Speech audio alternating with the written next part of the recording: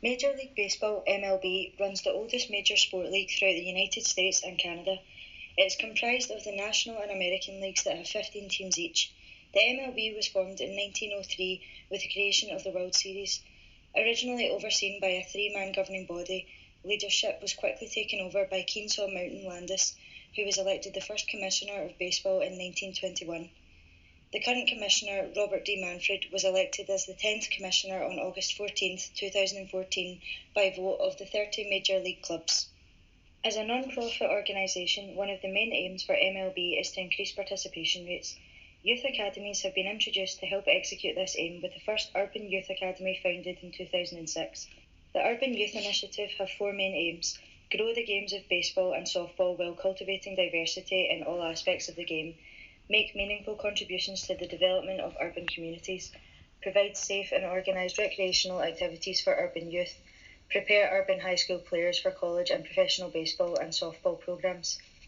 MLB receives funding from multiple sources. Nationwide television deals, for example ESPN, Fox and local stations, produce the majority of the MLB's income. Income from individual and seasonal tickets account for perhaps a third of revenues. Other forms of income include concession sales, licensing agreements, and sponsorships from companies like Apple, MasterCard, and Bank of America. These funds help pay for player salaries, team employees, insurance, and training facilities. Major League Baseball and sport as a whole has seen rampant steroid use for decades. Following the Festina scandal in 1998, the World Anti-Doping Agency was established in 1999 to address the performance enhancement drugs epidemic. Major League Baseball was plagued by PED abuse, primarily in the aptly named steroid era, which existed from 1993 to 2002.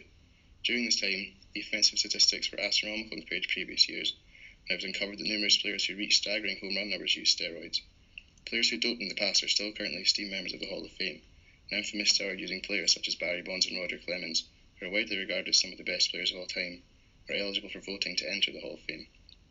There is some resistance to this, however, as non-PED using current Hall of Famer Joe Morgan, among others, is an avid believer that doping renders a player ineligible for a spot in the Hall of Fame. Despite PEDs being illegal, Major League Baseball did not implement a league-wide testing policy until 2003, and the steroid era certainly encouraged this testing. So, the question remains whether or not players who have been linked to steroid use deserve to be inducted into the Hall of Fame, and even if current members who use PEDs during their career deserve to be removed. Furthermore, if caught using PEDs in the current game, will 1 year suspension or warning suffice?